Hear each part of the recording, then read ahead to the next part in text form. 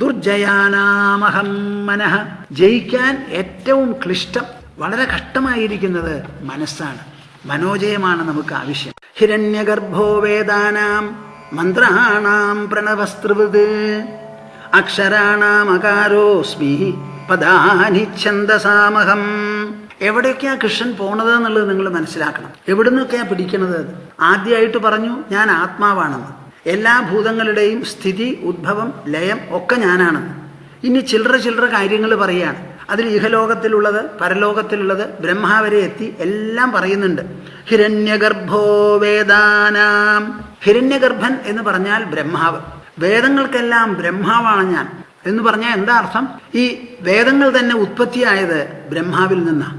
ആ ബ്രഹ്മം ഞാനാണ്. അപ്പൊ എന്നെ ഉപാസിക്കുന്നവരോ എന്നോട് ഭക്തി തോന്നുന്നവരോ പിന്നെ ബ്രഹ്മാവിന്റെ പിന്നാലെ പോകേണ്ട ഒരു ആവശ്യമില്ല. ഞാനാണ് എല്ലാം. എന്നോട് തോന്നുന്ന ഭക്തിയിൽ എല്ലാം പരിസമാപിച്ചു, എല്ലാം സൗഭാഗ്യമണയും, സാഫല്യം കൈവരും. അത് മനസ്സിലാക്കാനാണ് ഇത് ഉറപ്പിക്കുന്നത്. ഹിരണ്യഗർഭോ വേദാനാം മന്ത്രാണാം പ്രണവസ്തൃവൃത്. മന്ത്രങ്ങളിൽ വെച്ച് ത്രിവൃത്തായ പ്രണവമാണ് ഞാൻ. എന്താ അതിനർത്ഥം? നമുക്ക് ധാരാളം മന്ത്രങ്ങളുണ്ട്. മന്ത്രത്തിന് വലിയ ശക്തികളാന്നാ പറയുക. മന്ത്രം കൊണ്ട് എന്തു വേണമെങ്കിലും നമുക്ക് നേടിയെടുക്കാം. മനസ്സിന്റെ സങ്കല്പമാണ് മന്ത്രത്തിൽ കാണുന്നത്. ആ സങ്കല്പത്തിന് പ്രയോഗം, ഒരു പ്രായോഗികമായിട്ടുള്ള ഒരു ആപ്ലിക്കേഷൻ അതിന് വരുമ്പോഴാണ് മന്ത്രം ഉരുവിടുക, ജപിക്കുക, സാധന ചെയ്യുക എന്ന് പറയുന്നത്. പുരസ്ചരണം എന്നൊക്കെ പറയും അതിന്. മന്ത്രാണാം പ്രണവസ്തൃവൃത്. പ്രണവം എന്ന് പറഞ്ഞാൽ ഓങ്കാരം. ആ ഓങ്കാരം ത്രിവൃത്, 3 മാത്രകളുള്ളതാണ് നമ്മുടെ ഓങ്കാരം. ഏതൊക്കെയാ മാത്ര? പെട്ടെന്ന് ആർക്കും കേട്ടാൽ മനസ്സിലാവില്ല. ആ ഉ ആ ഊ ഓ.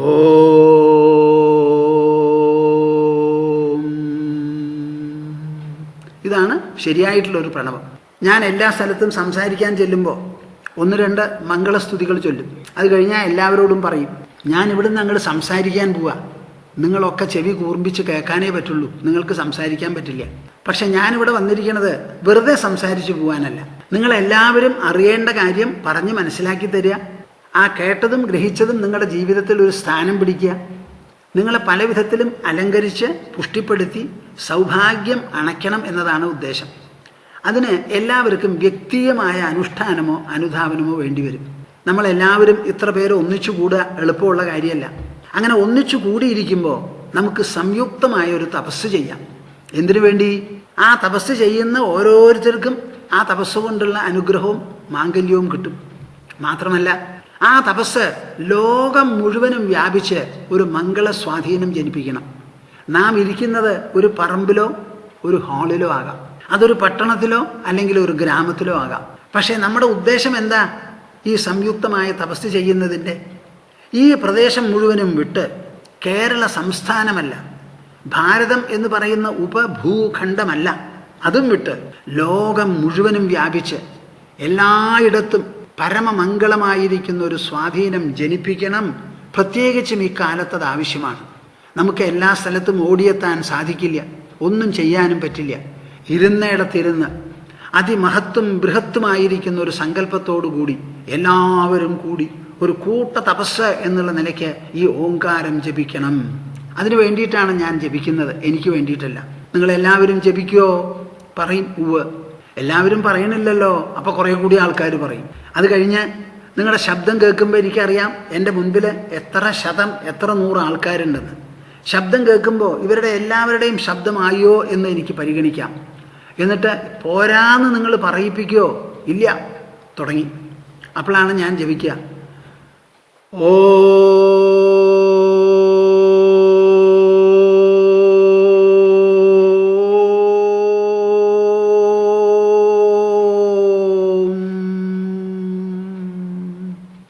എൻ്റെ കൂടെ ജപിക്കും. ശബ്ദം പോരാ. എന്താ അത്ര മടിയന്മാര്? വല്ല കൊരലടപ്പനുണ്ടോ തൊണ്ടയിലെന്നൊക്കെ ചോദിക്കും. അപ്പോൾ കുറേ കൂടി ശബ്ദം കൂട്ടി എല്ലാവരും പങ്കെടുക്കും. എന്തിനാ സ്വാമിജി ഇത് ചെയ്യിക്കുന്നത് എന്ന് ചോദിച്ചാൽ, മന്ത്രാണാം പ്രണവസ്തൃവൃത്. മന്ത്രങ്ങളിൽ വെച്ച് ത്രിവൃത്തായ പ്രണവമാണ് ഞാൻ. 3 മാത്രകളാണ്. ആ ഉ. ആ എന്ന് പറഞ്ഞാൽ വായ തുറന്ന് ആര് ശബ്ദം പുറപ്പെടുവിച്ചാലും അത് അകാരമാവുള്ളൂ. വായ മൂടിയാലോ ആവും. അതിൻ്റെ ഉള്ളിലാണ് മറ്റുള്ള സ്വരങ്ങളും വ്യഞ്ജനങ്ങളും എല്ലാം തന്നെ. അതിനെ പ്രതിനിധാനം ചെയ്യുന്നതാണ് ഉകാരം. മറ്റൊരു പ്രകാരത്തിൽ പറഞ്ഞാൽ വിസ്തൃതമായിട്ടുള്ളതാണ് ഈ ലോകം ജാഗ്രത അവസ്ഥയിൽ. അപ്പം ജാഗ്രത അവസ്ഥയിലാണ് ഇന്ദ്രിയങ്ങൾ പുറം ലോകത്തെ കാണിച്ചു തരുന്നത്. അതുപോലെയാണ് ആ എന്ന് വായ തുറന്ന് ഉച്ചരിക്കുന്നത്. അതൊരു വികാസമാണ്, ഒരു വിസ്തൃത രൂപം. അതെന്താ? ചുണ്ടടച്ചിട്ട് എന്നിട്ടും ഒരു സ്വരമുണ്ട്, അതാണ് ഉറക്കം. അതിൻ്റെ മധ്യത്തിൽ ഉറക്കവുമല്ല ഉണർവുമല്ല എന്നുള്ളതിൽ നമ്മുടെ ഉള്ളിൽ കിടന്ന് കഴിയുന്നതാണ് സ്വപ്നം. ഇങ്ങനെ മൂന്നെണ്ണത്തിനെ സൂചിപ്പിക്കുന്നതാണ് ഈ അകാരവും ഉകാരവും ഉംകാരവും. വിശ്വൻ, തൈജസൻ, പ്രാജ്ഞൻ എന്നാണ് മാണ്ഡൂക്യോപനിഷത്ത് അതിനെ വിശേഷിപ്പിക്കുന്നത്. ഈ മൂന്നെണ്ണത്തിനെയും ചേർത്ത് ഉച്ചരിക്കുന്ന സമയത്ത് അത് എത്ര വലിയ ഒരു തപസ്സും പവിത്രവുമാകുന്നു എന്ന് പറഞ്ഞു ഒപ്പിക്കാൻ സാധിക്കില്ല. അത്ര വിശേഷപ്പെട്ടതാ. നിങ്ങൾ വളരെയധികം മന്ത്രങ്ങൾ ജപിച്ചോളണമെന്നില്ല, ഓംകാരം മാത്രം ജപിച്ചാൽ മതി. കൃഷ്ണൻ ഇവിടെ പറയുന്നു, മന്ത്രാണാം പ്രണവസ്ത്രിവൃത്. അനവധി മന്ത്രങ്ങൾ ഉണ്ടായിക്കോട്ടെ, വേദസൂക്തങ്ങൾ ഉണ്ടായിക്കോട്ടെ, പുരുഷ സൂക്തമോ ശ്രീ സൂക്തമോ മറ്റ് പലതരത്തിലുള്ള സൂക്തങ്ങളോ ഒക്കെ അവിടെ ഇരിക്കട്ടെ. നാരായണ സൂക്തം പലതുമുണ്ട്, ആ കവചം ഈ കവചം, അതിനൊന്നും പോണ്ട. ഓം എന്നുള്ളത് ജപിച്ചാൽ മതി. അതാണ് ഞാൻ വാസ്തവത്തിൽ. അക്ഷരാണാം അകാരോസ്മി. അക്ഷരങ്ങളിൽ വെച്ച് പ്രഥമമായിരിക്കുന്ന അകാര. അകാരം കൂട്ടിച്ചേർക്കാതെ ഒരക്ഷരവും ഉണ്ടാവില്ല. ക് പ്ലസ് ആ ക, ചി പ്ലസ് ആ ച. അങ്ങനെ എല്ലാറ്റിനും ഈ അകാരം വേണം. വായ തുറക്കാതെ പറ്റില്ലല്ലോ. അക്ഷരാണാം അകാരോസ്മി പദാനി ഛന്ദസാമഹം. ഞാൻ ഇതൊക്കെ ഇങ്ങനെ വായിക്കുമ്പോൾ ചിലപ്പോൾ എൻ്റെ മനസ്സിൽ വലിയ വലിയ ഇമാജിനേഷനൊക്കെ വരും. വലുതെന്ന് പറയണ്ട, ചെറുതായിക്കോട്ടെപ്പാ, എന്തിനപ്പോൾ വലുതെന്ന് പറഞ്ഞ് അഭിമാനിക്കാൻ പോണത്. പല വിധത്തിലുള്ള ഇമാജിനേഷനും ഭാവങ്ങളും വരും. പദാനി ഛന്ദസാമഹം. ഛന്ദസ് എന്ന് പറഞ്ഞാൽ എന്താ? നമുക്ക് സാധാരണ എഴുതുന്ന സമയത്ത് ഗദ്യം പദ്യം എന്ന് രണ്ടെണ്ണാണ്. ഗദ്യം എന്ന് പറഞ്ഞാൽ വാക്യരൂപത്തിൽ, വാചക രൂപത്തിൽ, ഖണ്ഡിക രൂപത്തിൽ എഴുതുന്നതാണ്. നിങ്ങൾക്കൊരു വാചകം ചെറുതുമാവാം വലുതുമാകാം. അക്ഷരങ്ങളെ കൂട്ടിച്ചേർത്ത് പദങ്ങൾ ഉണ്ടാക്കണമെന്നേ ഉള്ളൂ. ആ പദങ്ങളെ നിങ്ങൾ എന്തു വേണമെങ്കിൽ, ഇപ്പോൾ 10 പദങ്ങളുള്ള ഒരു വാചകം എഴുതാം, 2 പദങ്ങളുള്ളതും എഴുതാം. 1 പദമുള്ള വാചകമുണ്ട്. വരൂ എന്ന് പറഞ്ഞാൽ ഒരു വാചകമായി, ഒരു പദമേ ഉള്ളൂ. അവിടേക്ക് പോകൂ എന്ന് പറഞ്ഞാൽ, അവിടെ പോകൂ എന്ന് പറഞ്ഞാൽ 2 പദങ്ങളായി. അവിടെ പോയി ഇരിക്കൂ എന്ന് പറഞ്ഞാൽ 3 ആയി. അവിടെ പോയി ഇരുന്ന ശേഷം കാര്യങ്ങൾ നല്ല പോലെ ആലോചിക്കണം എന്ന് പറയുമ്പോഴോ പദങ്ങൾ കൂടി. അങ്ങനെ കൂടി കൂടി പദങ്ങളിൽ നിന്ന് ഗദ്യം വാചകങ്ങൾ എഴുതാം. അതിൽ വലിയ പ്രമാണങ്ങളോ അതൊന്നുമില്ല. ഏതക്ഷരം എങ്ങനെ വേണമെങ്കിൽ ഏതിനോട് വേണ്ടിയും നിങ്ങൾക്ക് കൂട്ടിച്ചേർക്കാം. അങ്ങനെ കൂട്ടിച്ചേർക്കാൻ സാധിക്കും. വാസ്തവത്തിൽ ഇവിടെ ഈ കൂട്ടിച്ചേർക്കുമ്പോൾ ചില വ്യവസ്ഥയൊക്കെ ഉണ്ട്. അതൊന്നും ആരും അത്ര ശ്രദ്ധിക്കാറില്ല. നാഗരികത കൂടി വരിക, പഠിപ്പും കൂടുതലാണ്, പക്ഷേ നിഷ്കർഷ വളരെ കുറവാണ്. ഇവിടെ പത്രങ്ങൾ വായിക്കാറുണ്ട് ഞാൻ. പ്രധാനപ്പെട്ട ശീർഷകമെങ്കിലും വായിക്കും. ചിലപ്പോൾ വായിക്കാൻ സമയവും കിട്ടാറില്ല. അതിൽ ഒരു വാക്ക് 3 തരത്തിലാണ് പത്രം എഴുതുന്നത്. അവരെന്നെ എഴുതിക്കൊണ്ടിരിക്കുക. എന്താണ് ഒരു വാക്ക്? ഉത്ഘാടനം എന്ന് ഒരു ദിവസം കാണാം. ഉത്തും ഘാടനവും, ഉത്ഘാടനം. പിന്നെ ഒരു ദിവസം കാണാം ഉദ്ഘാടനം എന്ന്. 3-ാം ദിവസം കാണാം ഉദ്ഘാടനം. ഇപ്പം ഏതാ ശരി? നല്ല ഒരു പത്രം എഴുതണതാ. ഉത്ഘാടനം. ആ തകാരം ഏതെങ്കിലും ഒരു ഖരാക്ഷരം, അതിൻ്റെ തൊട്ട പിന്നിൽ ഒരു മൃദു വന്നാൽ ആ ഖരം മാറി മൃദു ആവുക എന്നുള്ളത് ഫോണറ്റിക് സീക്വൻസാണത്. നമ്മുടെ വായിൻ്റെ ഉള്ളിൽ അങ്ങനെ ചേരുള്ളൂ. ഉത്ഘാടനം എന്ന് പറഞ്ഞു നോക്കൂ, വേർതിരിഞ്ഞാൽ കാണുക. അത് സംയുക്തമായിരിക്കുന്ന ഒരു അക്ഷരമാണ്, കൂട്ടിച്ചേർത്തതാണ്. പാലിൽ വെള്ളം ഒഴിച്ചതുപോലെ ആവണത്. അപ്പോൾ ഉദ്ഘാടനം, ഉദ്ഘാടനം. അതെങ്ങനെയാണ് ഉദ്ഘാടനായത്? ഉൽന്നെന്താ? ഉത്ത് നല്ലേ ഉള്ളൂ, അതല്ലേ ഉപസർഗം. അപ്പോൾ ഉത്തോടുകൂടി ഘാടനം എന്നുള്ള മൃദു ആ ഘോഷം വരുമ്പോൾ അത് ഉദ്ഘാടനമാവുക. അപ്പോൾ ഇങ്ങനെ ചില കാര്യങ്ങളുണ്ട്. ഈ അക്ഷരങ്ങളെ കൂട്ടിച്ചേർക്കുമ്പോൾ സൂക്ഷിക്കണം. സന്ധിപ്രയോഗങ്ങളൊക്കെ ഒന്ന് ഗ്രഹിക്കണമെന്നേ ഉള്ളൂ. എന്നാൽ ഛന്ദസ് എന്ന് പറയുന്നത് കാവ്യം, പദ്യത്തിനുള്ളതാണ്. പദ്യം പലതരത്തിലാണ്. എത്ര വൃത്തങ്ങളും ഛന്ദസ്സുകളുമാണ് നമുക്ക്. ആ ഛന്ദസ് ഉണ്ടാവുന്നത് എങ്ങനെയാണ്? പദങ്ങൾ കൊണ്ടാണ്. ആ പദങ്ങളെ വേണ്ടതുപോലെ ചേർത്തെടുക്കണം. എങ്ങനെയും വാചകങ്ങൾ ഒപ്പിക്കാം, പക്ഷേ കാവ്യപംക്തികൾ എങ്ങനെയെങ്കിലും ഒപ്പിക്കാൻ പറ്റില്ല. അതാണ് കവികൾ ലോകത്തിൽ എപ്പോഴും കുറവാണ്. ഗദ്യമായിട്ട് എഴുതുന്നവരെ, നിങ്ങൾക്കൊരു എഴുത്ത് എഴുതണമെങ്കിൽ അതിൽ ഗദ്യമുണ്ടാവും. പദ്യം എഴുതുന്നവരാരെങ്കിലും ഉണ്ടോ? നമ്മുടെ സാഹിത്യം മുഴുവനും പദ്യരൂപത്തിലുള്ളതാണ്. പഴയ കാലത്ത് ഇതൊക്കെ പഠിക്കാനായിട്ട് വേറെ ഒരു മാധ്യമവും ഇല്ല. നമ്മുടെ വേദങ്ങൾ ഇന്നും തൃശ്ശൂർ ബ്രഹ്മസ്വം വേദമഠമുണ്ട് അവിടെ. ആ ബ്രഹ്മസ്വം വടക്കേ മഠത്തിൽ വേദം ചൊല്ലിക്കൊടുക്കല, അവിടെ എഴുതി കൊടുക്കലില്ല. എത്ര തവണ ചൊല്ലുന്നറിയോ?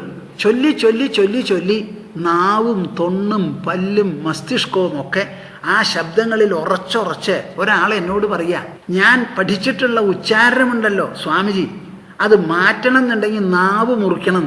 അതായിരുന്നു എന്നോട് പറഞ്ഞത്. അല്ലെങ്കിൽ മാറില്ല എന്ന്. അത്ര തഴക്കവും പഴക്കവുമാണ്. ഇങ്ങനെ അവർക്ക് പഠിപ്പിക്കാൻ സാധിച്ചത് അത് പദ്യരൂപത്തിലായതുകൊണ്ടാണ്. പദ്യമേ നമുക്ക് ഓർമ്മ വയ്ക്കാൻ പറ്റുള്ളൂ. അമരകോശം എന്നൊരു കോശമുണ്ട് നമുക്ക്, അത് പഠിക്കണം. പഴയ കാലത്ത് അന്ന് ഡിക്ഷണറി ഒന്നുമില്ല, അമരകോശം പഠിച്ചാലേ പറ്റുള്ളൂ. അങ്ങനെ പലതും ഉണ്ട്, പലതരത്തിലും. ആ കാവ്യം ഉണ്ടാവണമെങ്കിൽ കാവ്യത്തിന് പലതരത്തിലുള്ള ഛന്ദസ്സുകളൊക്കെ ഉണ്ട്. ആ ഛന്ദസ്സുകളിൽ പദാനി ഛന്ദസാമഹം, ആ ഛന്ദസ് ഉണ്ടാക്കി തീർക്കുന്നത് ആരാ? പദങ്ങളാണ്. അപ്പൊ എല്ലാ പദവും എല്ലാ പദത്തോടും കൂടി ചേരില്ല. ആ പദങ്ങൾ ഇങ്ങനെ ചേർത്ത് ചേർത്ത് നമ്മുടെ ആശയത്തിന് പറ്റിയ മാതിരിയുള്ള പദങ്ങൾ വന്ന് ആ ഛന്ദസ് ഭംഗിയായിട്ട് വേണം. എത്ര ഛന്ദസ്സ കേൾക്കാൻ രസകരമായിട്ടുള്ളതുണ്ട്. അനുഷ്ഠുപ്പ് സാധാരണ അങ്ങനെയാണ്. 8 അക്ഷരം 4 പങ്ക്തിയിലും കൂടിയിട്ട് 32 അക്ഷരം, അതാണ് അനുഷ്ഠുപ്പ്. അവിടെ നിന്ന് അങ്ങോട്ട് കഴിഞ്ഞാൽ 10 അക്ഷരമായി, 11ആയി, 12ആയി, 14ആയി, 19ആയി, 21ആയി, അങ്ങനെ അങ്ങോട്ട് മാറി മാറി പോവും. അതെല്ലാം ഈ ഛന്ദസ്സുകൾ ഒപ്പിച്ചു വേണം എഴുതാൻ. അപ്പോൾ വിവിധമായ ഛന്ദസ്സുകൾ രചിക്കുന്നത് പദമാണ്, പദഭംഗി. ഞാൻ അതിൽ ചിലതൊക്കെ നിങ്ങളോടൊന്ന് പറയാം. എന്താ, കേൾക്കണോ അപ്പോൾ വേണ്ടാന്നുണ്ടോ? ഇത് ശ്രീകൃഷ്ണകർണാമൃതത്തിൽ ഉള്ള ഒരു ശ്ലോകമാണ്. എൻ്റെ ചെറുപ്പകാലത്ത് ഞങ്ങളൊക്കെ ഇത് അക്ഷരശ്ലോകത്തിന് വേണ്ടി ചൊല്ലാറുണ്ട്.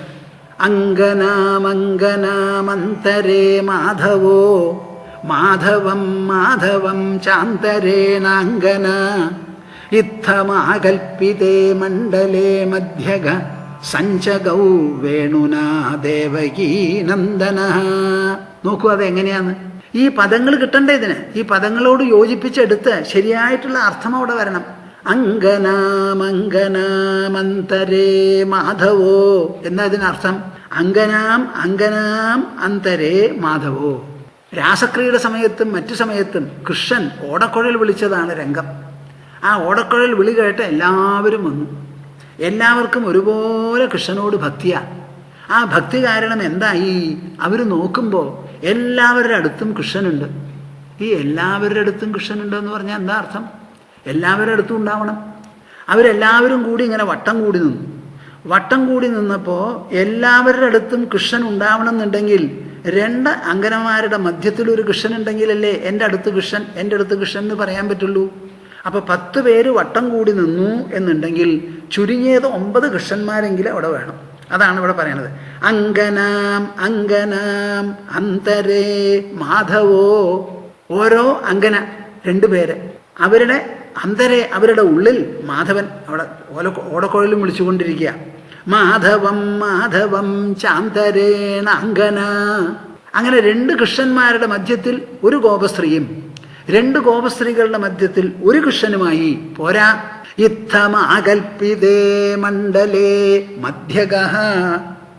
ഇങ്ങനെ 2 കൃഷ്ണന്മാർക്ക് മധ്യത്തിൽ ഒരു ഗോപസ്ത്രീയും 2 ഗോപസ്ത്രീകൾക്ക് മധ്യത്തിൽ ഒരു കൃഷ്ണനുമായിരിക്കുന്ന ആ മണ്ഡലത്തിൽ, വൃത്തത്തിൽ, അതിൻ്റെ ഒത്ത നടുവിൽ വേറെ ഒരു കൃഷ്ണൻ. എന്നിട്ട് ഇവരിങ്ങനെ നടക്കുന്നതിനനുസരിച്ച് താളം പിടിച്ച് ആ കൃഷ്ണനും കൂടി ഇങ്ങനെ നടക്കണു. ഇത്തമാകൽപ്പിതേ മണ്ഡലേ മധ്യഗഃ. അപ്പൊ എന്താ അവിടെ വൃത്തം? 2 അങ്കനമാർക്ക് മധ്യത്തിൽ ഒരു കൃഷ്ണൻ, 2 കൃഷ്ണന്മാർക്ക് മധ്യത്തിൽ ഒരു അങ്കന. അങ്ങനെയുള്ള മണ്ഡലത്തിൽ മധ്യകനായി സഞ്ചഗൗ വേണുന ദേവകീ നന്ദന. ദേവകീ നന്ദനായിരിക്കുന്ന കൃഷ്ണൻ അവരുടെ മധ്യത്തിൽ വേണുവും ഊതിക്കൊണ്ട് പാടിക്കൊണ്ട് അങ്ങനെ സഞ്ചരിച്ചു എന്ന്. എന്താ നിങ്ങൾക്ക് കേൾക്കുമ്പോൾ എന്ത് തോന്നുന്നു? ഇതാണ് പദാനി ഛന്ദസാമഹം. ഇങ്ങനെ എല്ലാവിധത്തിലും പഴുതില്ലാതെ സമഗ്രവും സമ്പൂർണവും വളരെ പ്രസക്തവും കാര്യങ്ങളെ വേണ്ടതുപോലെ വിവരിച്ചുകൊണ്ട് അനാവശ്യമായ വാക്കോ അനാവശ്യമായ പൊടിപ്പോ തൊങ്ങലോ ഇല്ലാതെ വളരെ ഭംഗിയായി. ഇത് ഞാൻ വാചകമായി പറഞ്ഞാൽ നിങ്ങൾക്ക് കേൾക്കാൻ സന്തോഷം തോന്നില്ല. ഇതിൽ പകുതി പാട്ടും പകുതി സാഹിത്യവുമാണ്. സാധാരണ പറയും പശുർവേത്തി ശിശുർവേത്തി വേത്തി ഗാനരസം ഫണീന്ന്. ആ ഗാനമുണ്ടെങ്കിൽ അത് പശുവിനും ശിശുവിനും പാമ്പിനും ആസ്വദിക്കാൻ പറ്റുമത്രേ. വെറും സാഹിത്യം എത്ര കോമളമായാലും നല്ല ഗംഭീര സാഹിത്യമുണ്ടല്ലോ, ദണ്ഡികവിയെ പോലെയുള്ള സാഹിത്യം. ആ സാഹിത്യം വായിച്ചാൽ സാഹിത്യസ്യ രസം സാക്ഷാത് ശങ്കരോ വേത്തിവാനവ. സാക്ഷാത് ശങ്കരൻ പരമശിവന് പോലും സാഹിത്യത്തിൻ്റെ അർത്ഥം മനസ്സിലാവുമോ എന്നുള്ള കാര്യത്തിൽ സംശയമാണെന്ന്. ശ്രീകൃഷ്ണ കർണാമൃതത്തിൽ വേറെ ഒരു ശ്ലോകമുണ്ട്. തരുണാരുണ കരുണാമയ വിപുലായതനയനം. നോക്കൂ എങ്ങനെയാ അവിടെ അക്ഷരങ്ങളും പദങ്ങളും ഒഴുകുന്നത് എന്ന്. തരുണാരുണ കരുണാമയ വിപുലായതനയനം കമലാകുച കലശീഭര പുലകീകൃത ഹൃദയം മുരളീരവ തരളീകൃത മുനിമാനസനളിനം മമ ഖേലതി മമ ചേതസി മധുരാധരമൃതം.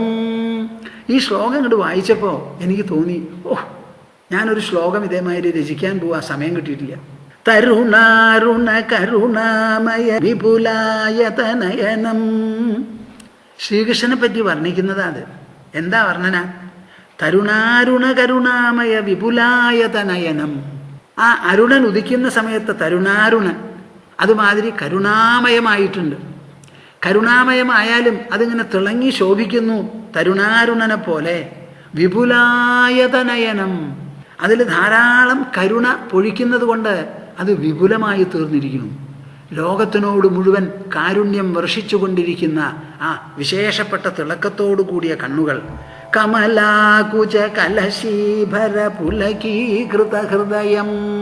അതിൽ കുറച്ചൊരു ശൃംഗാരം ചെലുത്തിയിട്ടുണ്ട് ആര്? കവി. രുക്മിണിയെയും മറ്റും ആലിംഗനം ചെയ്യുന്ന സമയത്ത് ആ മാറിലുള്ള സ്പർശം ഏത്തതുകൊണ്ട് ഹൃദയവും വളരെയധികം വിപുലമായി തീർന്നിട്ടുണ്ട്. പുളകീകൃത ഹൃദയം, വളരെ പുളകപൂരിതമായിട്ടുള്ള ഒരു ഹൃദയം. ആ ആള് മുരളീരവ തരളീകൃത മുനിമാനസനളിനം. മുരളീരവ തരളീകൃത മുനിമാനസനളിനം. മാമുനിമാർ പോലും കണ്ണടച്ചിരിക്കുന്ന സമയത്ത് ഈ ശ്രീകൃഷ്ണന്റെ ഓടക്കുഴലിനെ കുറിച്ച് ഇങ്ങനെ ആലോചിച്ച് ആ പാട്ടൊക്കെ ആലോചിച്ചാൽ അവരുടെ മനസ്സ് തരളമായി തീരുന്നു അത്രേ. മഹാമുനികൾ പോലും കൃഷ്ണന്റെ ഓടക്കുഴൽ, ആ ഗാനം, അതിനെപ്പറ്റി ഭാവന ചെയ്യുമ്പോൾ ബാക്കി ആ നിർഗുണവും നിരാകാരവുമായിട്ടുള്ളതൊക്കെ അങ്ങോട്ട് മാറിപ്പോയി അവരുടെ മനസ്സ് വളരെ തരളിതമായി തീരുന്നു. അത്ര വിശേഷപ്പെട്ടതാണ് ആ മുരളീരവം. മുരളീരവ തരളീകൃത മുനിമാനസനളിനം മമ ഖേലതി മമ ചേതസി. എന്താ പറയുന്നത് നമ്മുടെ ലീലാശുകൻ? അദ്ദേഹം പറയുന്നു മമ ഖേലതി മമ ചേതസി. എൻ്റെ മനസ്സിൻ്റെ ഭാവനയിൽ, എൻ്റെ ചേതസ്സിൽ അതിങ്ങനെ വിളയാടിക്കൊണ്ടിരിക്കുകയാണ്, കളിച്ചുകൊണ്ടിരിക്കുക. ആ കയ്യിലുള്ള ഓടക്കുഴൽ, അതിൻ്റെ അലങ്കാരം, പീലി, കാലിലുള്ള ചലങ്ക, ഇതെല്ലാം കൂടിയിട്ട് കൃഷ്ണൻ എൻ്റെ മനസ്സിൽ മധുരാധരമൃതം. ആ ഓടക്കുഴലിൽ നിന്ന് പൊഴിയുന്നതോ വളരെ വിശേഷപ്പെട്ട അമൃത. ആ ചുണ്ടിൽ നിന്നാണ് അത് പൊഴിയുന്നത്.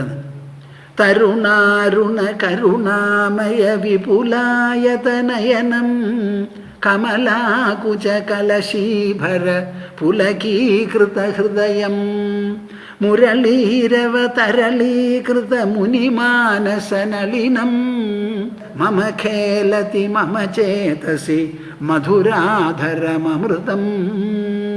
ഞാനിപ്പോൾ എങ്ങനെയാ നിങ്ങളോട് ചോദിച്ചാൽ മനസ്സിലാവുക? നിങ്ങൾക്ക് ഇഷ്ടമായോ അത്? ഇതൊക്കെ പദാനി ഛന്ദസാമഹം. അപ്പോൾ ഒരാൾ ഇങ്ങനെ ഒരു കാവ്യം എഴുതി അല്ലെങ്കിൽ ഒരു പദ്യം എഴുതി ഭഗവാനെ സ്തുതിച്ചു എന്ന് പറയുമ്പോൾ നിങ്ങളത് എങ്ങനെ കാണണം എന്ന് നിങ്ങൾ വിചാരിക്കണം.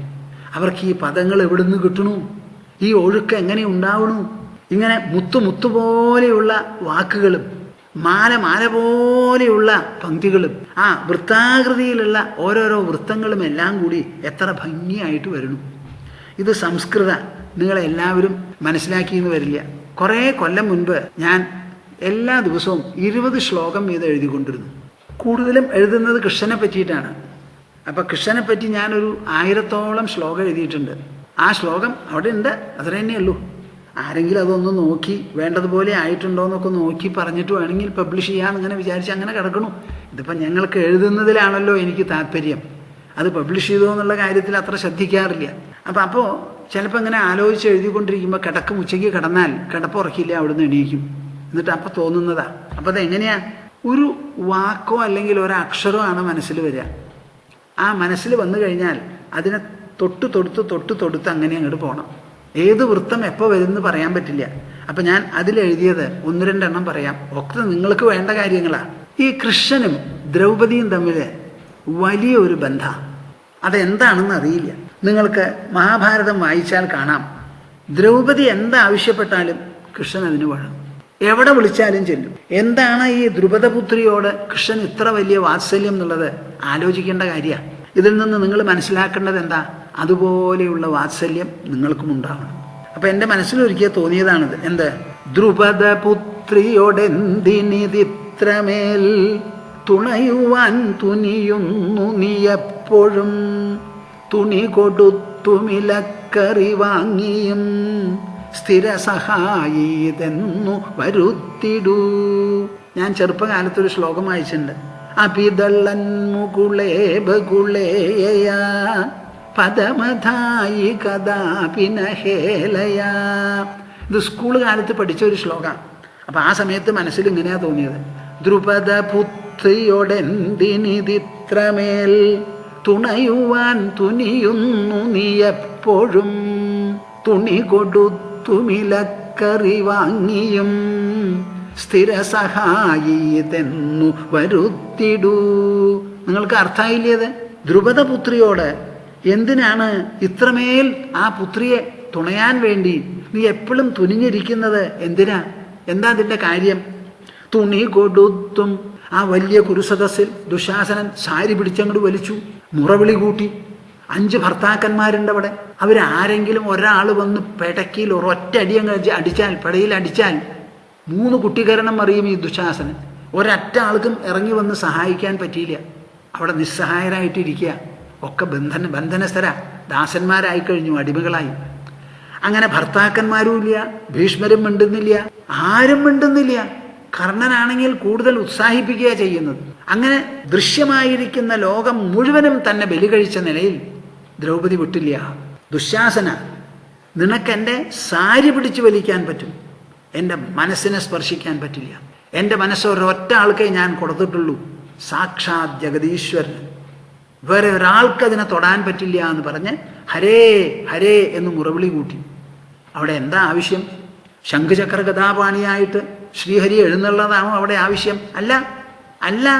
അവിടെ ആവശ്യം ദുശാസനന്റെ പിടിച്ചുവലി ദുർബലമാവണം. അപ്പം എന്തു ചെയ്തു? സാരിയുടെ നീളം കൂടി അങ്ങോട്ട് വന്നു. അവസാനം പിടിച്ചു വലിച്ച് കൈ കഴച്ച് ഏഭ്യൻ ദുശാസനൻ ക്ഷീണിച്ച് പിന്മാറി. ഇതാണ് പറയുന്നത്. തുണി കൊടുത്തും ഇലക്കറി വാങ്ങിയും. ഇവർ വനവാസം അനുഷ്ഠിക്കുന്ന സമയത്ത് ദുര്യോധനൻ ദുർവാസ മഹർഷിയെ പറഞ്ഞയച്ചു. കോപിഷ്ഠനാണല്ലോ. അപ്പൊ പറഞ്ഞയച്ചത് എപ്പോഴാ? ദ്രൗപദിയുടെ ഊണും കൂടി കഴിഞ്ഞിട്ട് പോയാൽ മതി എന്ന് പറഞ്ഞിട്ടൊരു സമയം നിശ്ചയിച്ചിട്ടൊക്കെയാണ് പോയത്. അവിടെ പോയിട്ട് എന്തുണ്ടായി? ദ്രൗപദിയുടെ ഊണ് കഴിഞ്ഞു, കയ്യിലൊരു അക്ഷയപാത്രമുണ്ട്. ദ്രൗപദി ഊണ് കഴിച്ചാൽ പിന്നെ ആ പാത്രത്തിൽ നിന്ന് ഒന്നും എടുക്കാൻ പറ്റില്ല.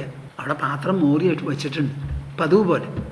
ദുർവാസ മഹർഷി പോയപ്പോൾ യുധിഷ്ഠിരൻ പറഞ്ഞു, ശരി മഹർഷേ, സ്വാഗതം, അങ്ങ് പോയി കുളിച്ചിട്ട് വരൂ, ഞങ്ങളിവിടെ ഭക്ഷണമൊക്കെ തയ്യാറാക്കി വയ്ക്കാമെന്ന്. മഹർഷി കുളിക്കാൻ ചെന്നു. ഇവിടെ ഭക്ഷണമൊന്നുമില്ല. ദ്രൗപദി എന്താ ചെയ്യുക? അവിടെ നിന്നിട്ട് മുറവിളി കൂട്ടി കൃഷ്ണ കൃഷ്ണ കൃഷ്ണ എന്ന് പറഞ്ഞു. അതെങ്ങനെയാ വിളിച്ചേ? ദ്വാരകാവാസിൻ എന്നെ രക്ഷിക്കൂ, ദുർവാസ മഹർഷിയും കൂട്ടരും എത്തിക്കഴിഞ്ഞു എന്ന് പറഞ്ഞു. അപ്പം കൃഷ്ണൻ ഒരു 10 മിനിറ്റ് സമയമെടുത്തു അത്ര അവിടെ ചെല്ലാൻ. എന്നിട്ട് ചോദിച്ചത് എന്താ? എനിക്ക് എന്തെങ്കിലും ഒന്ന് ഊണ് കഴിക്കാൻ തരൂ. ഒന്നുമില്ല, അവിടെ ഒന്നുമില്ല, ആ പാത്രത്തിലൊന്ന് ഇരടി നോക്കൂ എന്ന് പറഞ്ഞു അത്രേ. അപ്പോഴാണ് വേവിച്ചതിൻ്റെ ഒരു ഉച്ഛിഷ്ടം, ഒരു ചെറിയ ഇലക്കഷ്ണം അവിടെയുള്ളത്. അത് മേടിച്ച് ഉണ്ടു. അതുണ്ടപ്പോൾ ദുർവാസ മഹർഷിയുടെ വയറ് നിറഞ്ഞു എന്ന്.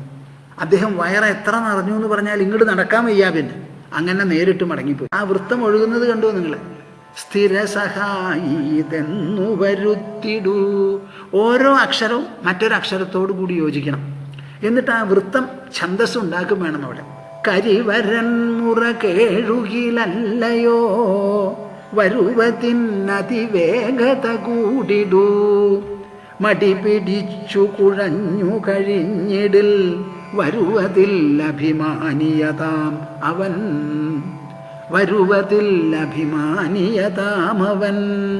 എന്താ അവിടെ പറയുന്നത്?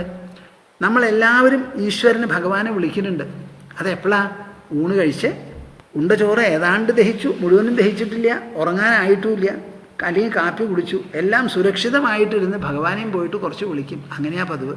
ആ ഈശ്വരനെ വിളിക്കുന്ന സമയത്ത് വല്ലാത്തൊരു തേങ്ങലോടുകൂടി, ഒരു ഉള്ളുരുക്കത്തോടു കൂടി, അങ്ങ് മാത്രമേ എനിക്കുള്ളൂ, വേറെ ആരുമില്ല, ആരുമില്ല, ആരുമില്ല.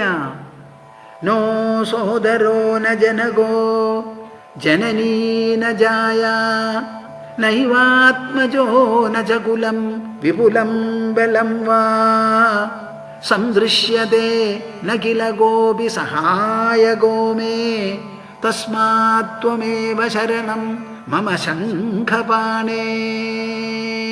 വിശേഷപ്പെട്ടൊരു ശ്ലോകം അത്. എനിക്കൊരു സഹോദരനില്ല, അച്ഛനില്ല, അമ്മയില്ല, വേറെ പക്കപാർശ്വങ്ങളിൽ ബന്ധുബാന്ധവന്മാരില്ല, വിപുലമായ ബലമില്ല, എന്നെ സഹായിക്കാൻ ഒരൊറ്റ ആളെയും ഞാൻ കാണുന്നില്ല. അങ്ങനെ നിസ്സഹായനായിരിക്കുന്ന ഞാനാണ് അങ്ങയെ ശരണം പ്രാപിക്കുന്നത്. അതുകൊണ്ട് വരാനോ രക്ഷിക്കാനോ വൈകിക്കരുതേ. ഇത് പറഞ്ഞു പറഞ്ഞ് മനസ്സങ്ങനെയാണ്. അതാ ഇവിടെ പറയുന്നത്. കരിവരൻ മുറ കേഴുകിലല്ലയോ. മുതല പിടിച്ച് വല്ലാതെ കുഴഞ്ഞിരിക്കുകയാണ്. ആര്? ഗജേന്ദ്രൻ. ആരുണ്ട് സഹായിക്കാൻ? കുറെ പിടിയാനകളും കൂട്ടരൊക്കെ പുറത്തു നിന്നു. അവർ വെള്ളത്തിൽ ഇറങ്ങി ചെന്നൊന്നുമില്ല, കരയിൽ നിന്നേ ഉള്ളൂ. കുറെ ചിഹ്നം വിളിച്ചു, അത് കഴിഞ്ഞ് കുറെ മടങ്ങിപ്പോയി കാണും. ഒരാളും സഹായത്തിനില്ല. വെള്ളത്തിന്റെ നടുവിലാ. കരയിലാണെങ്കിൽ തനിക്ക് ആരെയും എതിർക്കാം, വെള്ളത്തിലാണെങ്കിൽ പറ്റില്ല. അതും അടിയിലാണ്, കാലിലാ മുതല പിടിച്ചിരിക്കുന്നത്. വെള്ളത്തിൽ മുതലയാ പടുകൂറ്റൻ, ആനയോ നിസ്സാരനാ. അപ്പോഴാണ് മഹാവിഷ്ണുവിനെ വിളിച്ചത്. ആ വിളിച്ച സമയത്തുണ്ടായിരുന്ന ആ ഡിസ്ട്രസ് ഉണ്ടല്ലോ, ആ അടിയന്തരാവസ്ഥ, ആ അടിയന്തര ഘട്ടം, അത് മനസ്സിൽ വെച്ചുകൊണ്ട് കരിവരൻ മുറ കേഴുകിലല്ലയോ, ആ കരിവരനെ പോലെ നമ്മുടെ മനസ്സ് കയറണം. അപ്പോഴാണ് വരുവതിന്നതിവേഗത കൂടിടൂ. അപ്പോഴേ ഈശ്വരന് വരാൻ വേഗത കൂടി വരുള്ളൂ. നേരെ മറിച്ച് മടി പിടിച്ചു കുഴഞ്ഞു കഴിഞ്ഞിടിൽ. മടി പിടിച്ച് എന്നൊരു സാധാരണ ഞാൻ സ്വാമിജി ഒരു 100 നാമം ജപിക്കാറുണ്ട്. ഗായത്രി എത്ര ജപിക്കാറുണ്ട്? 10 എണ്ണം. ധൃതി പിടിച്ചാൽ ചിലപ്പോൾ 4 ആവും. അത് ഇങ്ങനെ മടി പിടിച്ചു കഴിഞ്ഞാൽ വരുവതിൽ അഭിമാനിയതാം അവൻ. ഈശ്വരൻ വരാൻ പോകുന്നില്ല, വലിയ അഭിമാനമാണ് അദ്ദേഹത്തിന്. ഞാനിത് എന്താ പറയാൻ കാരണം? പദാനി ഛന്ദസാമഹം. നിങ്ങൾ ഒന്നിനെയും തള്ളിക്കളയണ്ട. മനുഷ്യനിൽ പാണ്ഡിത്യം, വിദ്വത്വം, കാവ്യം, കവികൾ ഇവരെല്ലാവരും നമുക്ക് ആവശ്യം. എവിടെ എന്ത് പ്രഭാവമുണ്ടോ അക്ഷരങ്ങളും പദങ്ങളും കൂടി ചേർന്ന് പല വിധത്തിലുള്ള വൃത്തങ്ങളിൽ കാവ്യം, ആ കാവ്യം ഇങ്ങനെ ഒഴുകി വരുന്നുണ്ടെങ്കിൽ മനസ്സിലാക്കിക്കോളൂ, അതിൻ്റെ ഉള്ളിൽ ഞാനാണ് ആ പ്രഭാവത്തിൻ്റെ പിന്നിൽ. അടുത്ത ശ്ലോകത്തിൽ എന്താ പറയണത്? ഇന്ദ്രോഹം സർവദേവാനാം വസൂനാമസ്മി ഹവ്യവാട് ആദിത്യാനാമഹം വിഷ്ണു രുദ്രാണാം നീലലോഹിതഃ. ഇന്ദ്രോഹം സർവദേവാനാം, എല്ലാ ദേവന്മാരിലും വെച്ച് ഇന്ദ്രനാണ് ഞാൻ. സാധാരണ ശ്രീകൃഷ്ണൻ ഇവിടെ പറയുന്നത് മുഴുവൻ എന്തിനെക്കുറിച്ചാ? വിശേഷപ്പെട്ട വിഭൂതികളെ കുറിച്ചാ. പൊട്ട കാര്യങ്ങളല്ല ഇവിടെ പറയുന്നത്, നല്ല കാര്യങ്ങളാണ്. മഹത്വമുള്ളത്, മേന്മയുള്ളത്, സുന്ദരമായിട്ടുള്ളത്, ശ്രേഷ്ഠമായത്, അതിശയം ജനിപ്പിക്കുന്നത്, മനുഷ്യൻ്റെ മനസ്സിൽ ആർജവമുണ്ടാക്കുന്നത്, മനസ്സിനെ ഉരുക്കുന്നത്, ഇങ്ങനെ അത്ഭുതമാണ് അത്ഭുതമാണ് എന്ന് തോന്നത്തക്ക വിധത്തിൽ ആശ്ചര്യസൂചകമായിട്ടുള്ള കാര്യങ്ങളാണ്. അതിൻ്റെ ഇടയിലാണ് അദ്ദേഹം പറയുന്നത് ഇന്ദ്രോഹം സർവദേവാനാം, എല്ലാ ദേവന്മാരിലും വെച്ച് ഇന്ദ്രനാണ് ഞാൻ. വസൂനാം അസ്മി ഹവ്യവാട്, അനവധി വസുക്കളുള്ളതിൽ അഗ്നിയാണ് ഞാൻ. ആദിത്യാനാം അഹം വിഷ്ണു, ആദിത്യന്മാരിൽ വെച്ച് ഞാൻ വിഷ്ണുവാണ്. രുദ്രാണാം നീലലോഹിത, രുദ്രന്മാരിൽ വെച്ച് നീലലോഹിതനാണ്. ഇതാണ് ഈ ശ്ലോകത്തിന് അർത്ഥം. അപ്പൊ ഈ ഇന്ദ്രനെ കുറിച്ച് ഇദ്ദേഹം പറഞ്ഞപ്പോ ഞാനിങ്ങനെ നിങ്ങളോട് സംസാരിക്കുമ്പോഴാണ് ഇങ്ങനെ ആലോചിക്കുകയാണല്ലോ. അപ്പൊ എൻ്റെ മനസ്സിൽ കുറേ ഭാവനകൾ വന്നു. ഞാനത് പറയണോ പറയണ്ടോ എന്നുള്ളത് ഒരു നിലയ്ക്ക് സംശയമുള്ള കാര്യമാണ്. അപ്പം ഞാൻ നിങ്ങളോടും പറയണു എൻ്റെ മനസ്സിലുള്ളത്. എൻ്റെ മനസ്സിൽ തോന്നിയത് ഞാനിവിടെ പറയട്ടെ. ഇന്ദ്രോഹം സർവദേവാന. ഈ ശ്രീമദ് ഭാഗവതം എന്ന് പറയുന്നത് അതിമഹത്തായിരിക്കുന്ന ഒരു ശാസ്ത്രമാണ്. വിദ്യാവതാം ഭാഗവതേ പരീക്ഷ, ഞാൻ പലപ്പോഴും പറയുന്നതാണ്. അറിവുള്ളവർക്ക്, വിദ്വാൻമാർക്ക് ശ്രീമദ് ഭാഗവതം ഒരു പരീക്ഷയാണ്, ഒരു ടെസ്റ്റ് പേപ്പറാണ്.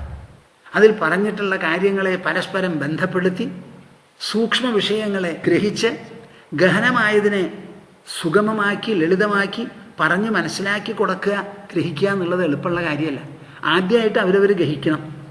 ഈ ഇന്ദ്രോഹം സർവദേവാനാം, എല്ലാ ദേവന്മാരിലും വെച്ച് ഇന്ദ്രനാണ്. അപ്പോൾ ഈ ഇന്ദ്രൻ എന്ന് പറയുന്നത് ഒരു നല്ലതായിരിക്കണമല്ലോ, നല്ല ഒരു ഭാവമായിരിക്കണം. എന്നാൽ അങ്ങനെയാണോ എന്ന് ഞാൻ ആലോചിക്കുക. ഇന്ദ്രൻ എന്നൊരു ശബ്ദം നമുക്ക് വേദങ്ങളിൽ ധാരാളമുണ്ട്. എന്തെല്ലാം ദേവകർമ്മങ്ങളോ ദേവതാകർമ്മങ്ങളോ ഉണ്ടോ അത് അധികവും ഇന്ദ്രന് വേണ്ടിയിട്ടാണ്. ഇന്ദ്രനെ പറ്റിയിട്ട് എന്താ പറയുക? സ്വർഗത്തിൻ്റെ അധിപനാണ്. ദേവന്മാരിൽ വെച്ച് ദേവേന്ദ്രന്മാരുടെ അധിപതിയാണ് ഇന്ദ്രൻ. എല്ലാറ്റിനും അദ്ദേഹമാണ് ചുമതലക്കാരൻ.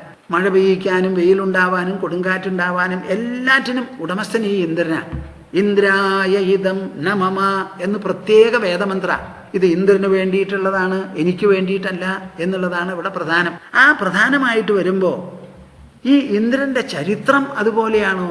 കൃഷ്ണൻ ഇവിടെ പറയുന്നത് പോലെ ഇന്ദ്രോഹം എന്ന് പറഞ്ഞ് വിശേഷിപ്പിക്കാവുന്ന ഒരു ക്യാരക്ടർ, ഒരു വ്യക്തിയാണോ, ഒരു ചരിത്രമാണോ ഇന്ദ്രന് എന്ന് ആലോചിക്കുമ്പോൾ എൻ്റെ മനസ്സിൽ തോന്നുകയാണ്, സതതാ പുരുഷവ്യാഘ്രോ യുക്ത്യാമേ പ്രതിബോധിത. എന്താ അവിടെ കാര്യം? കുരുക്ഷേത്രത്തിൽ 13 കൊല്ലത്തെ തയ്യാറെടുപ്പോടുകൂടി വന്നു നിന്ന അർജുനൻ ഞാൻ സാരഥിയുമായിരിക്കുന്നു. ആ സമയത്ത് പെട്ടെന്ന് വിഷണ്ണനായി യുദ്ധം ചെയ്യില്ല എന്ന് പറഞ്ഞ് പിൻവാങ്ങാൻ പുറപ്പെട്ടപ്പോൾ യുക്തിപൂർവമാണ് ഞാൻ അർജുനനെ ഉപദേശിച്ചതും ഉദ്ബുദ്ധനാക്കിയതും. നഷ്ടപ്പെട്ടു പോയതായ ധൈര്യം വീണ്ടെടുത്തു കൊടുത്തു, മോഹം മാറ്റിക്കൊടുത്തു. ഇതൊക്കെ ഞാൻ ചെയ്തു. അപ്പം യുക്തിക്ക് വലിയ ഒരു പ്രാധാന്യം കൃഷ്ണൻ നൽകുന്നുണ്ട്. ഈ യുക്തി ചെറുപ്പകാലത്ത് കൃഷ്ണൻ ഇന്ദ്രനെ സംബന്ധിച്ച് പ്രയോഗിച്ചിട്ടുണ്ട് അച്ഛൻ്റെ മുൻപിൽ, നന്ദഗോപൻ്റെ മുൻപിൽ. നിങ്ങൾ കേൾക്കുന്നുണ്ടോ ഞാൻ പറയുന്നത്? പതിവ് പോലെ യാഗം ചെയ്യാൻ പുറപ്പെട്ടു ആര്? നന്ദഗോപൻ. അപ്പം യാഗത്തിനുള്ള സംഭാരങ്ങൾ, ഒരുക്കുകളെല്ലാം നടന്നുകൊണ്ടിരിക്കുക. അപ്പോൾ ഈ കുട്ടികൃഷ്ണന്, കുറുമ്പൻ കൃഷ്ണനുണ്ടല്ലോ, അതൊക്കെ നോക്കിയിട്ട് എന്താ ഇവിടെ ഒരു പന്തികേട്? നിങ്ങൾ ഇത്രയൊക്കെ ബഹളം കൂട്ടി തന്ത്രപ്പെട്ട് പലതൊക്കെ ഇവിടെ ഒരുക്കു കൂട്ടുന്നുണ്ടല്ലോ, ഇത് എന്തിനാന്ന് ചോദിച്ചു. ആ ചോദിച്ച ഭാഗവും അതിനുശേഷം കൃഷ്ണൻ പറഞ്ഞതൊക്കെ ഇന്ദ്രനെ പറ്റിയിട്ടാണ്, ഇന്ദ്രയാഗമായിരുന്നു. ഇവിടെ അദ്ദേഹം ഇന്ദ്രോഹം സർവദേവാനാം എന്ന് പറഞ്ഞ് ഇന്ദ്രന് നല്ലൊരു സ്ഥാനം കൊടുത്ത് വിശേഷിപ്പിച്ചിട്ടാണ് പറയുന്നത്. അവിടെ പറഞ്ഞതോ നിങ്ങൾക്കൊക്കെ ഒന്ന് കേൾക്കണ്ടേ, അതോ വേണ്ടാന്നുണ്ടോ? കഥ്യതാം മേ പിതഃ കോയം സംഭ്രമോയ ഉപാഗതഃ കിം ഫലം കസ്യ ചോദ്ദേശഃ കേന വാ സാധ്യതേ മഖഃ. ആ കുട്ടി ആര്? കുട്ടികൃഷ്ണൻ അച്ഛൻ്റെ അടുത്ത് ചെന്ന് ചോദിക്കുക, കഥ്യതാം മേ പിതഃ കോയം സംഭ്രമോ യ ഉപാഗതഃ. അച്ഛ, എന്താ അവിടെ നടക്കുന്നത്? ഇത്ര വലിയ സംഭ്രമൊക്കെയാണ് ഇപ്പോൾ ഇവിടെ കാണുന്നത്. എന്തോ ഒന്ന് നിങ്ങൾ നടത്താൻ പോണു. ഇത് എന്തിനു വേണ്ടിയിട്ടാ? കിം ഫലം, എന്താ ഇതിൽ ഫലം? എന്തുദ്ദേശിച്ചിട്ടാ ചെയ്യുന്നത്? കസ്യ ചോദ്ദേശഃ, മനസ്സിൽ വല്ല ഉദ്ദേശവും ഉണ്ടാവുമല്ലോ. ഇതിന് എന്തെങ്കിലും ഒരു പശ്ചാത്തലവും ഒരു പൂർവ്വതലവും ഉണ്ടാവും. കേന വാ സാധ്യതേ മഖഃ, ഇത്ര വലിയ ഒരു യാഗമോ യജ്ഞമോ നടത്താൻ പോണുണ്ടല്ലോ, ഇത് എങ്ങനെയാണിത് നടത്താൻ പോണത്? ആരാ ഇതിൻ്റെ പിന്നിൽ മുൻപിൽ? എന്താ ഉദ്ദേശം? ഫലം എന്താ? ജ്ഞാത്വാ ജ്ഞാത്വാ ച കർമാണി ജനോ യമനുതിഷ്ഠതി വിദുഷഃ കർമ്മസിദ്ധി സ്യാത് തഥാ നാ വിദുഷോ ഭവേത്. ഞാൻ എന്താ ഈ ചോദിക്കണേന്ന് അച്ഛൻ വിചാരിക്കരുത് കേട്ടോ. എന്താ കാരണം? ജ്ഞാത്വാ ജ്ഞാത്വാ ച കർമാണി, നാം എന്ത് പ്രവൃത്തി ചെയ്യുന്നുണ്ടെങ്കിലും അത് വീട്ടിലേക്കാവട്ടെ നാട്ടിലേക്കാവട്ടെ, ഇഹലോകത്തെ ഉദ്ദേശിച്ചാവാം പരലോകത്തെ ഉദ്ദേശിച്ചാകാം, എന്തായാലും ശരി, കാര്യങ്ങളെ വേണ്ടതുപോലെ വിചിന്തനം ചെയ്ത് വിശകലനം ചെയ്ത് മനസ്സിലാക്കി ഗുണങ്ങളും ദോഷങ്ങളും അറിഞ്ഞിട്ട് വേണം പ്രവർത്തിക്കാൻ. അങ്ങനെ പ്രവർത്തിക്കുമ്പോൾ മാത്രമേ വിദുഷഃ കർമ്മസിദ്ധി സ്യാത്, നാം ചെയ്യുന്ന കർമ്മം വേണ്ടതുപോലെ സിദ്ധമാവൂ, സിദ്ധി കിട്ടുള്ളൂ. നാ വിദുഷോ ഭവേത്, അറിയാതെ അജ്ഞനായ ഒരു പ്രവൃത്തി ചെയ്താൽ ആ പ്രവൃത്തിക്ക് തികഞ്ഞ ഫലം നമുക്ക് കിട്ടാൻ പ്രതീക്ഷിക്കാൻ വയ്യ. അതുകൊണ്ടാണ് എൻ്റെ ചോദ്യം. അപ്പം എനിക്കിതിനെക്കുറിച്ചൊന്ന് നല്ലോണം പോലെ പറഞ്ഞു തരണമെന്ന്. അപ്പം നന്ദഗോപൻ പറയുക, പർജന്യോ ഭഗവാൻ ഇന്ദ്രോ മേഘാസ്തസ്യ ആത്മമൂർത്തയഃ തേ അഭിവർഷന്തി ഭൂതാനാം പ്രീണനം ജീവനം പയഃ. നിങ്ങളെല്ലാവരും കേൾക്കുന്നുണ്ടോ കൂട്ടരെ? ചെറിയ കൃഷ്ണൻ, കുട്ടിക്കൃഷ്ണൻ അച്ഛൻ്റെ അടുത്ത് ചോദിക്കണതാ. അവർ തമ്മിലുള്ള സംവാദമാണ്. നിങ്ങളുടെ വീട്ടിൽ ഏതെങ്കിലും ഒരു കുട്ടി ഇങ്ങനെ ചോദിച്ചിട്ടുണ്ടോ? എന്താ കാരണം? നിങ്ങളൊക്കെ കുട്ടികളായിരിക്കുമ്പോൾ അച്ഛൻ ചെയ്യുന്ന പ്രവൃത്തിയെക്കുറിച്ച് ചോദിച്ചോ? ചോദിച്ചില്ല. നമ്മുടെ മുൻപിൽ ഒരു കഠോപനിഷത്തുണ്ട്. വാജശ്രവസ് വലിയ ഒരു യാഗം നടത്തുക. അത് നടത്തുമ്പോൾ കുട്ടി നചികേതസ് അടുത്തുണ്ട്. യാഗമൊക്കെ നല്ല യാഗമാണ് നടത്തേണ്ടത്. ആ യാഗത്തിൻ്റെ ഉദ്ദേശം എന്താ? കയ്യിലുള്ള ദ്രവ്യങ്ങൾ കഷ്ടപ്പെട്ടും പണം സമ്പാദിച്ചിട്ടുള്ള പണം ഉപയോഗിച്ച് വാങ്ങിയിട്ടുള്ള മെറ്റീരിയൽസ് സാധനങ്ങളൊക്കെ നമ്മളൊരു അഗ്നിയിൽ അങ്ങോട്ട് ഹോമിക്കുക, മന്ത്രങ്ങളും തന്ത്രങ്ങളും പറഞ്ഞ്. അനവധി ആൾക്കാരെ വിളിച്ച് അവർക്കൊക്കെ അന്നം ദാനം ചെയ്ത് ദക്ഷിണ വേണ്ടത്തോളം കൊടുത്ത് കഷ്ടപ്പെട്ട് തപസ്സൊക്കെ അനുഷ്ഠിച്ച് ചെയ്യുന്ന വലിയൊരു പുണ്യകർമ്മമാണ് യാഗം. ആ പുണ്യകർമ്മത്തിൻ്റെ ഉദ്ദേശം മനസ്സ് ശുദ്ധമാവണം, ആർജവം വേണം, ഉരുകണം, വിശാലമാവണം, ആത്മാർത്ഥത നിറയണം എന്നാണ് ഉദ്ദേശം. അങ്ങനെയുള്ള ഒരു യാഗകർമ്മത്തിൽ അച്ഛൻ എന്തു ചെയ്തു? ദാനസമയം വന്നപ്പോൾ ഉപയോഗശൂന്യമായിരിക്കുന്ന പശുക്കളെ ഒക്കെ ആ തൊഴുത്തുനിന്ന് കൊണ്ടുവന്ന് നിർത്തിയിരിക്കുന്നത്. കറവ വറ്റിയത്, കറവ വറ്റാറായത്, കുട്ടി ചത്തത്, ഇങ്ങനെയൊക്കെയാണ് കൊണ്ടുവന്ന് നിർത്തിയിരിക്കുന്നത്. അങ്ങനെയൊന്നും അല്ല വേണ്ടത്. കടിഞ്ഞൽ പെറ്റ കറുത്ത പശുവിനെ ആ ദാനം കൊടുക്കേണ്ടത്. അതൊന്നുമില്ല. ചുമടായിട്ടിരിക്കുന്നതിനെ ഒഴിച്ചു കളയാൻ വേദമന്ത്രങ്ങളും പറയുന്നത് വേദമന്ത്രങ്ങൾ, കൊടുക്കണതോ ഒന്നിനും കൊള്ളാത്ത സാധനം. ഇതങ്ങോട്ട് കണ്ടപ്പോൾ മകന് വിഷമം തോന്നി. അപ്പോഴാണ് അച്ഛൻ്റെ അടുത്ത് ചെന്ന് എന്നെ ആർക്കാ കൊടുക്കാൻ പോണേ എന്ന് ചോദിച്ചത്. അപ്പോൾ മറുപടി എന്താ? നിന്നെയോ? ഞാൻ യമനാ കൊടുക്കാൻ പോണേന്ന് പറയും. അങ്ങനെ യമൻ്റെ അടുത്ത് പോയത്. ഇങ്ങനെ ഒരു കഠോപനിഷത്ത് നമ്മുടെ മുൻപിലുണ്ട്. ആ ഒരു കുട്ടിയാണ് ചോദിച്ചത് അച്ഛനോട്. ഈ കൃഷ്ണൻ ചോദിച്ച മാതിരി ചോദിച്ചില്ല. കൃഷ്ണൻ ഇവിടെ വളരെ സ്പഷ്ടമായിട്ടാണ് ജ്ഞാത്വാ ച കർമാണി ജനോ യമനുതിഷ്ഠതി. ഗുണവും ദോഷവും മുൻപും പിൻപും ഒക്കെ നല്ല പോലെ ആലോചിച്ച് ചെയ്താലേ ഫലമുണ്ടാവുള്ളൂ. അതുകൊണ്ട് ഞാൻ ചോദിക്കുകയാണ് എന്താ അതിൻ്റെ പിന്നിലെന്ന്. അപ്പം നന്ദഗോപൻ പറയാണ്, പർജന്യോ ഭഗവാനിന്ദ്രോ മേഘാസ്തസ്യ ആത്മമൂർത്തയ. വാസ്തവത്തിൽ ഈ മഴ പെയ്യുന്നുണ്ടല്ലോ, ഈ മഴ ഇന്ദ്രൻ തന്നെ നമ്മുടെ മുൻപിൽ സന്നിഹിതനാവുകയാണ്. ആത്മമൂർത്തയ മേഘാഹ. ഇന്ദ്രന്റെ സ്വയം അഭിവ്യക്തമായിട്ടുള്ള ഒരു മൂർത്തി രൂപമാണ് മേഘങ്ങൾ. തേ അഭിവർഷന്തി. ആ മേഘങ്ങൾ ഇങ്ങനെ വർഷിക്കുമ്പോൾ ഇവിടെയുള്ള ഭൂതങ്ങൾക്കെല്ലാം പ്രീണനം ജീവനം പയഹ. നമുക്ക് വളരെ മനസ്സിന് സന്തോഷം രചിച്ചുകൊണ്ട് നമുക്ക് ജീവിക്കാനുള്ള ഉപജീവന മാർഗമായിക്കൊണ്ട് ധാരാളം വെള്ളം ലോകത്തിൽ നമുക്ക് കിട്ടണു ഭൂമിയിൽ. തം താതവയമന്യേച വാർമുജാം പതിമീശ്വരം ദ്രവ്യൈ തദ്രേതസാ സിദ്ധൈ യജന്തേ ക്രതുഭിർനരാഹ. ആ ഇന്ദ്രന് നമ്മൾ യാഗരൂപത്തിൽ ഒരു പ്രതിദാനം ചെയ്യണം. എന്താണത്? വയമന്യേച വാർമുജാം പതിമീശ്വരം. മേഘങ്ങളുടെ പതിയും ഈശ്വരനുമായിരിക്കുന്ന ഇന്ദ്രന് എന്തുപയോഗിച്ചിട്ടാ? ദ്രവ്യങ്ങൾ. ആ ദ്രവ്യങ്ങൾ എങ്ങനെ ഉണ്ടാവണു? ഈ മഴ, അദ്ദേഹം തന്നെ തന്നിട്ടുള്ള മഴയുണ്ടല്ലോ, രേതസ്, തന്മൂലമുണ്ടാകുന്ന ദ്രവ്യങ്ങൾ. ആ ദ്രവ്യങ്ങൾ ഉപയോഗിച്ച്, ഇപ്പോൾ നെയ്യാണെങ്കിൽ പാല് കറന്ന് കടഞ്ഞ് തൈരാക്കി കടഞ്ഞിട്ടാണ് നെയ്യ് ഉണ്ടാകുന്നത്. ആ പശുക്കൾ പാല് തരണമെങ്കിൽ അവയ്ക്ക് പുല്ല് തിന്നണം. ഈ പുല്ല് മുളയ്ക്കണമെങ്കിൽ മഴ വേണം. പശുക്കൾക്ക് വെള്ളം കുടിക്കണം. നമുക്കും വേണം ഭക്ഷണ സാധനങ്ങൾ. ഇതൊക്കെ സസ്യങ്ങളാണ്. ഇതൊക്കെ ഇന്ദ്രന്റെ സമ്പത്തും ദാനവുമാണ് നമുക്ക്. അങ്ങനെ തന്നിട്ടുള്ള ദ്രവ്യങ്ങൾ ഉപയോഗിച്ച് യജന്തേ ക്രതുഭിർനരാഹ. എല്ലാവരും യജ്ഞവും യാഗവും ചെയ്ത് ഈ ഇന്ദ്രനെ തൃപ്തിപ്പെടുത്താറുണ്ട്. താത വാർമുജാമ്പതിം ഈശ്വരം തം വയം അന്യേനരാഹാച്ച. നമ്മൾ മാത്രമല്ല എൻ്റെ മോനെ, ബാക്കിയുള്ളവരും ഇതുപോലെ ചെയ്യാറുണ്ട്. അദ്ദേഹത്തിന് നാം ക്രതുക്കളെല്ലാം ചെയ്ത് തൃപ്തിപ്പെടുത്തണു.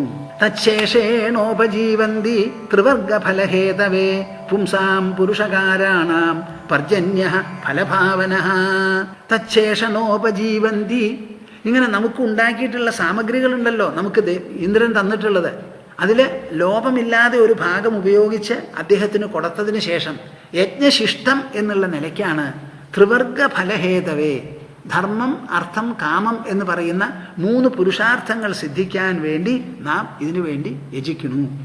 പുംസാം പുരുഷകാരാണാം പർജന്യ ഫലഭാവന. പുരുഷകാരത്തോടുകൂടി പ്രവർത്തിക്കുന്ന പുരുഷന്മാർക്ക് എല്ലാവർക്കും തന്നെ പർജന്യ മഴയാണ് വാസ്തവത്തിൽ ഫലം നൽകുന്നത്. മഴയില്ലെങ്കിൽ ജീവിക്കാൻ പറ്റില്ല. കാലവർഷം ഉണ്ടായേ തീരും. ഏവം വിസൃജേത് ധർമ്മം പാരമ്പര്യാഗതം നരഃ കാമാല്ലോഭാത് ഭയാദ്വേഷാത് സവൈനാപ്നോതി ശോഭനം. ഏവം വിസൃജേത് ധർമ്മം. ഇങ്ങനെ പരമ്പരാഗതമായി അനുഷ്ഠിച്ചു വന്നിട്ടുള്ള ഈ ഇന്ദ്രിയാഗമുണ്ടല്ലോ, ഇതെന്തെങ്കിലും കാരണത്താൽ കാമാത് ലോഭാത് ഭയാത് ദ്വേഷാത് വൈ. കാമം കൊണ്ടോ എന്തിനു കൊടുക്കണു, എനിക്ക് കുറച്ച് അധികം വേണം, ഇത്തവണ കല്യാണത്തിന് ചെലവ് കൂടുതലാണ്, അതുകൊണ്ട് യാഗത്തിന് കുറച്ച് കളയാം, പെൺകുട്ടിയുടെ കഴുത്തിൽ കുറച്ചും കൂടിയും സ്വർണം കെട്ടണം, അതുകൊണ്ട് ഇത്തവണ യാഗം കഴിച്ചില്ലെങ്കിലോ ഇങ്ങനെയുള്ള ആലോചനയൊന്നും പാടില്ല. കാമാത്, ലോഭാത്, ഈ അഗ്നിയിൽ ഹോമിച്ച് കത്തിച്ച് കളയാൻ ഇത്രയൊക്കെ സാധനങ്ങൾ ചെലവ് ചെയ്യുന്നത് തെറ്റല്ലേ? മറ്റുള്ളവരും ബാക്കിയുള്ളവരും വാദിക്കും. നിങ്ങളുടെ ആവശ്യം എന്താ? കൊടുക്കല, അത് കൊടുത്തോളൂ. ആ കൊടുക്കുന്നതിനെ പറ്റി പിന്നെ മിണ്ടരുത്. ആര് മേടിച്ചു, അതെങ്ങനെ ചെലവ് ചെയ്തു, അത് നിങ്ങൾ ആലോചിക്കണ്ട. നിങ്ങൾക്ക് കൊടുക്കാനുള്ളതാ കൊടുക്കുക. ഏവം വിസൃജേത് ധർമ്മം പാരമ്പര്യാഗതം നരഃ കാമാത് ലോഭാത് ഭയാദ്വേഷാത് സവൈ നാപ്നോതി ശോഭനം. ഇതിലെന്തെങ്കിലും കുറവ് വരുത്തേ അല്ലെങ്കിൽ വീഴ്ച വരുത്തേ ചെയ്താൽ അവർക്ക് ജീവിതത്തിൽ മംഗളമുണ്ടാവില്ല.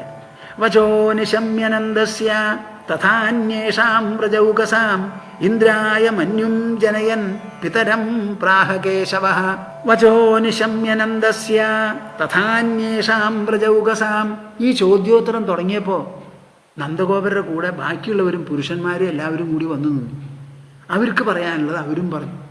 ചെറിയ കുട്ടി ആദ്യമായിട്ട് ജീവിതത്തിൽ ചോദിക്കുന്നതാണ്. കണ്ടിട്ടുമില്ല കേട്ടിട്ടുമില്ല അങ്ങനെ ഒരു ചോദ്യം ഒരു കുട്ടിയുടെ മുഖത്തിൽ നിന്ന്. അച്ഛൻ്റെയും ബാക്കിയുള്ള വ്രജൗകസന്മാരുടെ എല്ലാവരുടെയും വാക്ക് കേട്ട് ഇന്ദ്രായ മന്യും ജനയൻ. കേൾക്കണം ഇവിടെ, ഇതാരാ പറയുന്നത്? ശുകമഹർഷി. ഇന്ദ്രന്റെ മനസ്സിൽ ദേഷ്യമുണ്ടാവത്തക്ക വിധത്തിൽ പിതരം പ്രാഹ കേശവ. അച്ഛനോട് കേശവൻ മറുപടി പറഞ്ഞു. എന്താ കൃഷ്ണൻ പറയണത്? കർമ്മണാ ജായതേ ജന്തു കർമ്മണൈവ വിലീയതേ. കേൾക്കുന്നുണ്ടോ നിങ്ങൾ? ഭാഗവതം എവിടെ സംസാരിക്കുന്നുവോ ആ സംസാരിക്കുന്നത് അത്യന്തം അത്യന്തം ആവശ്യമുള്ള ധർമ്മവിഷയങ്ങളാണ്. അച്ഛനും മകനുമായിട്ടുള്ള ആ സംവാദം ഒന്ന് കേൾക്കൂ. നിങ്ങൾ എപ്പോഴെങ്കിലും കുട്ടികളും നിങ്ങളുമായിട്ട് ഇങ്ങനെ സംസാരിക്കാൻ ഒരു സംഗതി വരുമോ? ഞാൻ എല്ലാവരെയും അനുഗ്രഹിക്കുന്നു. ഇങ്ങനെയുള്ള കുട്ടികളും അച്ഛന്മാരും അച്ഛനമ്മമാരും നിങ്ങളുടെ കുടുംബങ്ങളിൽ ഉണ്ടാവട്ടെ. ഈ പാഴും വാഴുവായിട്ടല്ല നമ്മൾ സംസാരിക്കേണ്ടത്. നമ്മുടെ സംസാരത്തിൽ എന്തെങ്കിലും ജീവിത മൂല്യങ്ങൾ വേണം. ബുദ്ധിക്ക് എന്തെങ്കിലും വിഭവങ്ങൾ, ഉത്തേജനങ്ങൾ നൽകാനുള്ള കാര്യകാരണ ചിന്ത വേണം. കർമ്മണാ ജായതേ ജന്തു കർമ്മണൈവ വിലീയതേ. കർമ്മണാ ജായതേ ജന്തു. കർമ്മം കൊണ്ടാണ് ഇവിടെ ജന്തുക്കൾ ജനിക്കുന്നത്. കർമ്മണൈവ വിലീയതേ. അവർ കർമ്മം ചെയ്ത് കർമ്മത്തിൻ്റെ ഫലമായിട്ടാണ് ഇവിടെ ലയിക്കുന്നത്. സുഖം ദുഃഖം ഭയം ക്ഷേമം കർമ്മണൈവാഭിപദ്യതേ. സുഖമായാലും ദുഃഖമായാലും ഭയമായാലും ക്ഷേമമായാലും കർമ്മം കൊണ്ടുണ്ടാവുന്നതാണ് ഇവിടെ. നല്ലോണം അധ്വാനിച്ച് ജീവിച്ചാൽ, ഒരു ചൊല്ലുണ്ട് മലയാളത്തിൽ, എല്ലുമുറിയ പണിയെടുത്താൽ പല്ലുമുറിയ തിന്നാം. നല്ലോണം അധ്വാനിച്ചാൽ ആ അധ്വാനത്തിനനുസരിച്ച് നിങ്ങൾക്ക് നേട്ടങ്ങൾ ഉണ്ടാവും. മടിയന്മാരായാലോ ഒന്നും ഉണ്ടാവില്ല. ചിലർക്ക് ജോലി പറ്റിയില്ല, നാട് പറ്റിയില്ല, കാലാവസ്ഥ പറ്റിയില്ല. കുറേ കൊല്ലം മുൻപ് ഞങ്ങളൊരു കുട്ടിയെ, അയാൾ കുറച്ചൊന്ന് പഠിച്ചിട്ടുണ്ട്, മദ്രാസിലേക്ക് പറഞ്ഞയച്ചൊരു ജോലിക്കൊക്കെ ഏർപ്പെടുത്തി എന്തൊക്കെയോ സഹായങ്ങളൊക്കെ ചെയ്തു. കുറച്ച് കഴിയുമ്പോൾ ആ മനുഷ്യന് ഓടി വന്നിരിക്കുക. എന്താ? കുടുംബത്ത് വന്നിരിക്കുക. എന്താ പറയണേ? ആ കാലാവസ്ഥ അതൊന്നും എനിക്ക് പറ്റിയില്ല, ഞാൻ പോണില്ല. വേറെ ചിലരെ പറഞ്ഞയച്ചു. അവർ മിടുക്കന്മാരും മിടുക്കത്തികളായിട്ട് നല്ല ശമ്പളം മേടിച്ചുകൊണ്ട് 20,000-25,000 ഉറുപ്പ്യൊക്കെ ശമ്പളം കിട്ടുന്ന ആൾക്കാരാണ്. കല്യാണവും കഴിച്ചിരിക്കുന്നു ഇപ്പോൾ. അപ്പോൾ ഇവിടെ മടിയന്മാർക്ക് ഈ ലോകത്തിലൊരു സീറ്റൊന്നുമില്ല. നിങ്ങൾ അങ്ങനെ വിചാരിക്കരുത്. കർമ്മണാ ജായതേ ജന്തു കർമ്മണൈവ വിലീയതേ. സുഖം ദുഃഖം ഭയം ക്ഷേമം കർമ്മണൈവാഭിപദ്യതേ. അസ്തി ചേത് ഈശ്വര കശ്ചിത്. കടന്നുപോയി. ഭാഗവതാണ് പറയുന്നത്. അസ്തി ചേത് ഈശ്വര കശ്ചിത് ഫലരൂപ്യന്യകർമ്മണാം കർത്താരം ഭജതേ സോപി നഹ്യഹർത്തു പ്രഭുർഹി സഹ. അസ്തി ചേത് ഈശ്വര കശ്ചിത് ഫലരൂപ്യന്യകർമ്മണാം. ഇവിടെ വാസ്തവത്തിൽ ഏതെങ്കിലും ഒരു ഈശ്വരൻ ഉണ്ടെങ്കിൽ ബാക്കിയുള്ളവർ ചെയ്ത കർമ്മം നോക്കി ആ കർമ്മത്തിന് ഫലം നൽകാൻ വേണ്ടി ചിത്രഗുപ്തനും കൂട്ടരുമായിരിക്കുന്ന ഒരു ഈശ്വരൻ ഇവിടെ ഉണ്ട് എന്നുണ്ടെങ്കിൽ ആ ഈശ്വരനും എന്താ ചെയ്യുക? കർമ്മം ചെയ്തിട്ടുണ്ടോ എന്ന് നോക്കിയിട്ടല്ലേ അതിന് ഫലം കൊടുക്കുക. അപ്പൊ ഇവിടെ മുഖ്യം കർമ്മമോ അതോ മറ്റു വല്ലതുമോ? കർത്താരം ഭജതേ സോപി നഹ്യഹർത്തുഹു പ്രഭുർഹി സഹ. ലോകം എന്ന് പറയുന്നത് കർമ്മസങ്കുലമാണ്. ഈ വാക്കൊന്ന് ഓർമ്മ വയ്ക്കണം. കർമ്മസങ്കുലമാണിത്. ഇതിൽ അനങ്ങാതെ ഇരിക്കുന്ന ഒരു തരിയും കാണില്ല, ഒരു ഗോളവും കാണില്ല. നിങ്ങളുടെ ശരീരത്തിൽ മിടിക്കാത്ത ഒരു ഹാർട്ടുണ്ടോ? ഒരു 2 മിടിപ്പ് അതിൻ്റെ നിന്ന് പോയാൽ പിന്നെ നിങ്ങൾ ജീവിക്കുമോ? ശ്വാസം ഉള്ളിലേക്ക് പോയി പുറത്തേക്ക് വന്നുകൊണ്ടിരിക്കുകയാണ്. കരുവാൻ്റെ ഒല പോലെ ഇങ്ങനെയാണ്. അതിലൊരു 2 തവണ നിന്നാൽ എന്തായിരിക്കും സ്ഥിതി? നമ്മുടെ രക്തം സദാ സഞ്ചരിച്ചു കൊണ്ടിരിക്കുക. ഒരു അണുവിൻ്റെ ഉള്ളിൽ ഇലക്ട്രോൺ ഇങ്ങനെ റിവോൾവ് ചെയ്തുകൊണ്ടിരിക്കുക. ഭൂമി ഭ്രമണം ചെയ്യുന്നു, സൂര്യൻ ചലിക്കുന്നു. എന്താണ്? നിങ്ങളൊന്ന് ആലോചിക്കൂ. ഒരൊറ്റ ആൾക്ക് ഇവിടെ മിണ്ടാതെ ഇരിക്കാൻ പറ്റില്ല. കൃഷ്ണൻ ഗീതയിൽ പറഞ്ഞത് എന്താ? നഹി കശ്ചിക്ഷണമപി ജാതുതിഷ്ഠത്യകർമ്മകൃത്. ഒരു ക്ഷണം പോലും കർമ്മം ചെയ്യാതെ ഇരിക്കാൻ ഇവിടെ പറ്റില്ല. കർമ്മസങ്കുലമാണ്. ഇന്ദ്രനടക്കം കർമ്മത്തിനാണ് ഫലം നൽകുന്നത്. കർമ്മഹീനന് ഫലം കൊടുക്കാൻ സാധിക്കില്ല. ഈശ്വരൻ നോക്കുന്നത് കർമ്മത്തിനാണ്. ആരാ കർമ്മം ചെയ്തത് എന്നിട്ടാണ്. കർമ്മമാണ് ഫലം ആനയിക്കുന്നതെങ്കിൽ പിന്നെ അധികപ്പറ്റായിട്ടുള്ളൊരു ഈശ്വരൻ എന്തിനാ അവിടെ? ഇത് കേൾക്കുന്നുണ്ടോ നിങ്ങൾ? ഒരു കുട്ടിയുടെ വാക്കാണത്. കർമ്മമാണ് ഇവിടെ പരമം എന്നുണ്ടെങ്കിൽ പിന്നെ ആ കർമ്മം വിട്ട് ഫലമുണ്ടാവാൻ വേറെ എന്തിന് ഒരു ഈശ്വരൻ? നമ്മൾ കർമ്മം ചെയ്തു, നമ്മൾ ഉഴുതുവെടുപ്പാക്കി, അതിലുള്ള മാലിന്യങ്ങളൊക്കെ മാറ്റി, നല്ല വിത്ത് നോക്കി, അതിന് മാമ്പൂവൊക്കെ കാണിച്ചതിന് ശേഷം വിതച്ചു, അത് മുളച്ചു, മഴ പെയ്തു, വലുതായി, കളകൾ പറിച്ചു മാറ്റി, കാലോചിതമായി അതിൽ പൂ വന്നു, കായ മടങ്ങി, മൂത്തു, കൊയ്തെടുത്തു, നെല്ല് കിട്ടി. ഇതിലേതെങ്കിലും ഒന്ന് കുറഞ്ഞാൽ ഈശ്വരൻ നമുക്ക് തരുമോ? തരില്ല. ഇത് മുഴുവനും ഉണ്ടെങ്കിലോ പിന്നെ ഈശ്വരന്റെ ആവശ്യം എന്താ? എന്തു പറയണു നിങ്ങൾ? എന്തു പറയണു? കർത്താരം ഭജതേ സോപി നഹ്യഹർത്തുഹു പ്രഭുർഹി സഹ. ഒരു സുഭാഷിതമുണ്ട്, കേട്ടോളൂ.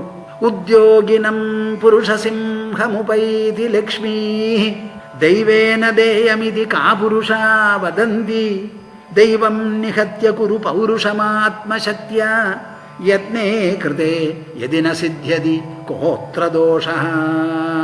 സുഭാഷിതം. സുഭാഷിതം എന്നുള്ള വാക്കിന് എന്താ അർത്ഥം?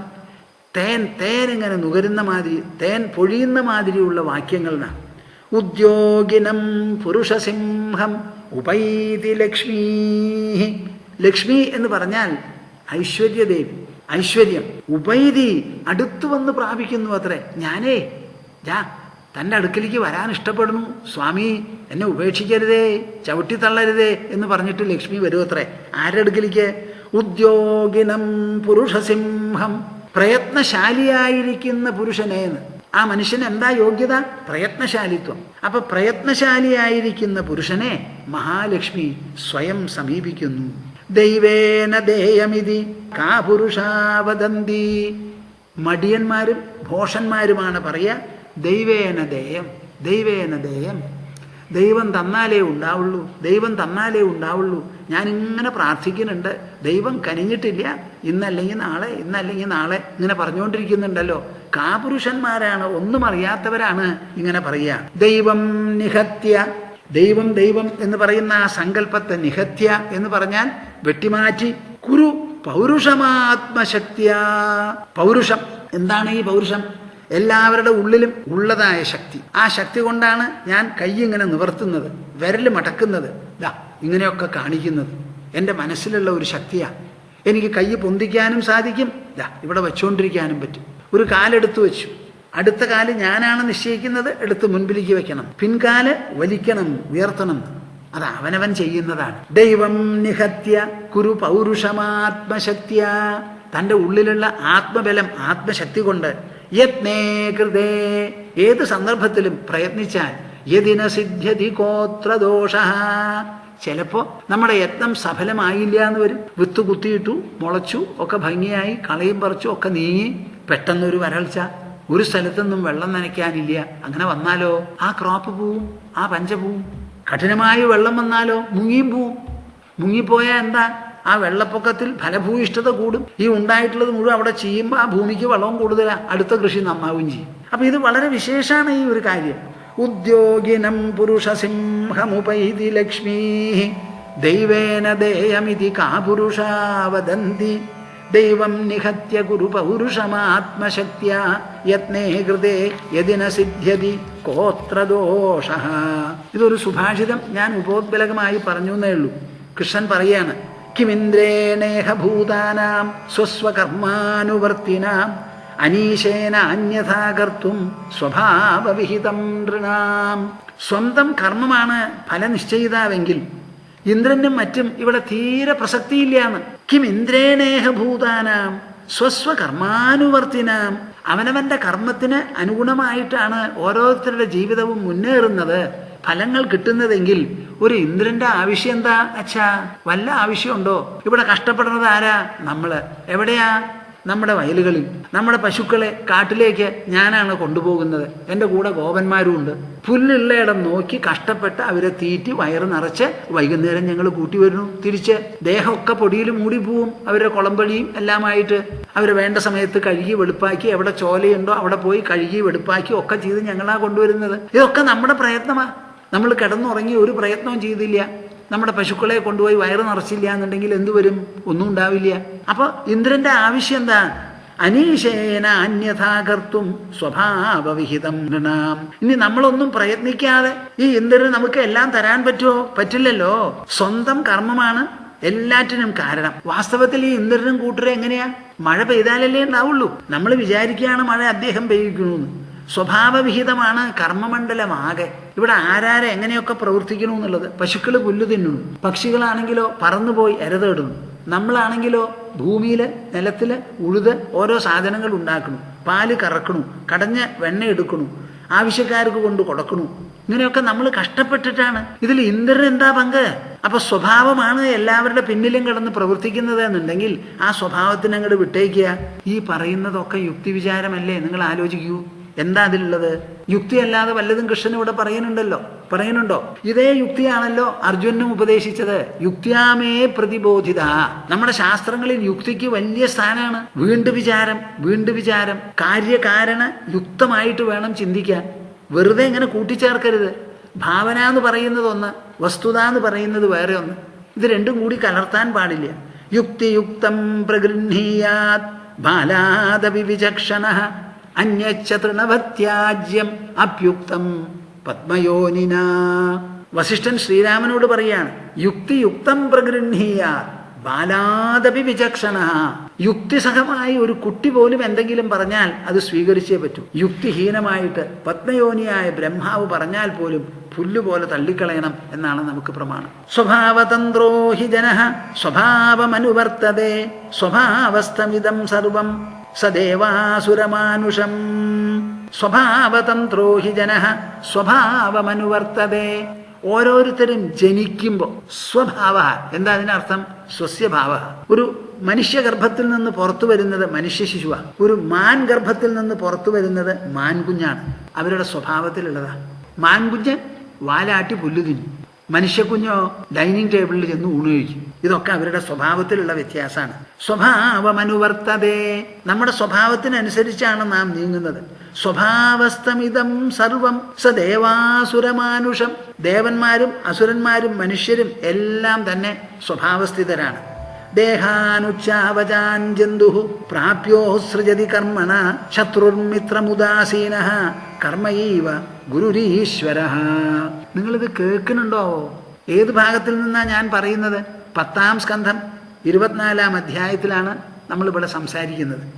ദേഹാനുച്ചാവചാൻ ജന്തു പ്രാപ്യോത്സുസൃജതി കർമ്മണ. നല്ല കുടുംബത്തിലോ നല്ലതിലോ ജനിക്കുന്നതുണ്ടല്ലോ. ഉച്ചവും നീചവുമായിട്ടുള്ള ശരീരം എല്ലാം കർമ്മം ചെയ്തിട്ടാണ് നമുക്ക് കിട്ടുന്നത്. ആ കിട്ടിയത് നമുക്ക് കിട്ടണതും നമ്മൾ വിസർജിക്കുന്നതും ഒക്കെ കർമ്മം കൊണ്ടാണ്. ശത്രുമിത്രം ഉദാസീനഃ കർമ്മൈവ ഗുരുരീശ്വരഃ. ഈ ശത്രു, മിത്രം, ഉദാസീനൻ എന്നൊക്കെ നമ്മൾ പറയണത് എന്താ? ഒക്കെ നമ്മുടെ കർമ്മവിശേഷം, ചിന്താവിശേഷമാണ്. കർമ്മം മാനസമാവാം, ബൗദ്ധമാവാം, ശാരീരികമാകാം, വാചികമാകാം. കർമ്മൈവ ഗുരുരീശ്വരഃ. എനിക്ക് അച്ഛനോട് പറയാനുള്ളത്, എനിക്ക് തോന്നുന്നത് കർമ്മം തന്നെയാണ് ഇവിടെ ഗുരു. കർമ്മം തന്നെയാണ് നമുക്ക് ഈശ്വരൻ. തസ്മാത് സംഭൂജയേത് കർമ്മ സ്വഭാവസ്ഥഃ സ്വകർമ്മകൃത് അഞ്ജസ യേന വർത്തേത തദേവാസ്യ ഹി ദൈവതം. ഇതാണ് കൺക്ലൂഷൻ, തീരുമാനം. തസ്മാത് അതിനാൽ സംഭൂജയേത് കർമ്മ. നമ്മുടെ കർമ്മത്തെയാണ് നാം പൂജിക്കേണ്ടത്. മടി പാടില്ല. കാലത്ത് നേരത്തെ എഴുന്നേൽക്കണം. അവനവൻ്റെ ഡ്യൂട്ടി കൃത്യം എന്തോ അത് മനസ്സുകൊണ്ട് പൂർണ്ണമായി നിർവഹിക്കണം. മനസ്സ് കൊടുത്ത് നിർവഹിക്കണം. അതിൽ അമാന്തം വരുത്തരുത്. വിദ്യാർത്ഥികളാണെങ്കിൽ അവർ പഠിക്കണം. കണ്ടമാനം കളിക്കരുത്. 1 മണിക്കൂർ 1.5 മണിക്കൂർ കുട്ടികൾ കളിച്ചോട്ടെ, ഒരു വിരോധമില്ല. ആവശ്യമാണത്. അവർക്ക് ഊണ് കഴിക്കാൻ ബുദ്ധിമുട്ടണ്ട. പാർപ്പിടമുണ്ട്, വസ്ത്രമുണ്ട്, ഒക്കെ അച്ഛനമ്മമാരും കുടുംബക്കാരും കൊടുക്കും. അപ്പോൾ പഠിക്കുക, സ്കൂളിൽ പഠിക്കുക, വീട്ടിലത്തെ ഹോംവർക്ക് ചെയ്യുക. 1 മണിക്കൂർ 1.5 മണിക്കൂർ കളിച്ചോട്ടെ. സന്ധ്യയ്ക്ക് സമയത്തിന് കുളിച്ച് ഒരു വിളക്ക് കൊളുത്തി വീട്ടിൽ അതിൻ്റെ മുൻപിലിരുന്ന് എന്തെങ്കിലും ഒരു 1/2 മണിക്കൂറോ 1 മണിക്കൂറോ ഈശ്വരീയമായിട്ടുള്ള എന്തെങ്കിലും കാര്യങ്ങൾ ചെയ്യുക. ഒന്നും ചെയ്തില്ലെങ്കിൽ കണ്ണടച്ച് മനസ്സിനെ നോക്കിക്കൊണ്ട് ഒരു 25 മിനിറ്റ് നേരെ ഇരിക്കുക. ഇതാണ് എല്ലാവരും വേണ്ടത്. വേറെ ഒന്നും വേണ്ട. നിങ്ങൾ ചമ്രം പടിഞ്ഞിരുന്ന് കൈ രണ്ടും കോർത്ത് മടിയിൽ വെച്ച് ഒരുവിധം നിവർന്നിരിക്കുക. നമ്മുടെ പിൻഭാഗം നട്ടെല്ല് നിവർത്തിയിരുന്ന് കണ്ണടയ്ക്കുക. കണ്ണടച്ചിട്ട് ആ മണ്ഡലത്തെ മനസ്സിനെ ഒന്ന് നോക്കുക. നിങ്ങളൊന്നും ചെയ്യണ്ട, വെറുതെ നോക്കിയാൽ മതി. ഏതേത് ചിന്തയാണ് എപ്പോഴാണ് പുറപ്പെടുന്നത് എന്ന് നോക്കുക. ആ ഉണ്ടായ ചിന്തകൾക്ക് എന്ത് സംഭവിക്കുന്നു? നിങ്ങൾ ആരും അതിൻ്റെ പിന്നാലെ പോകരുത്. അതിനെ അനുസരിക്കേണ്ട, അതിനനുസരിച്ച് പ്രവർത്തിക്കേണ്ട. വന്നൂലോ എന്ന് ആവലാതിപ്പെടും വേണ്ട. മനസ്സ് ചിന്തിക്കുന്നതിന് അപ്പോൾ ആ ക്ഷണങ്ങളിൽ നോക്കി കണ്ടാൽ മതി. ഇത്രയെങ്കിലും ചെയ്യാം. അല്ലെങ്കിൽ വിഷ്ണു സഹസ്രനാമമോ ശിവസഹസ്രനാമമോ എന്തെങ്കിലും വായിക്കാം, ചില സ്തോത്രങ്ങൾ ചെല്ലാം. ഇത് അത്യാവശ്യമാണ്. ഈ കർമ്മം വളരെ അത്യാവശ്യമാണ്. ഇത് ചെയ്യുന്നത് ആർക്ക് വേണ്ടിയിട്ടാ? ഈശ്വരന് വേണ്ടിയിട്ടല്ല.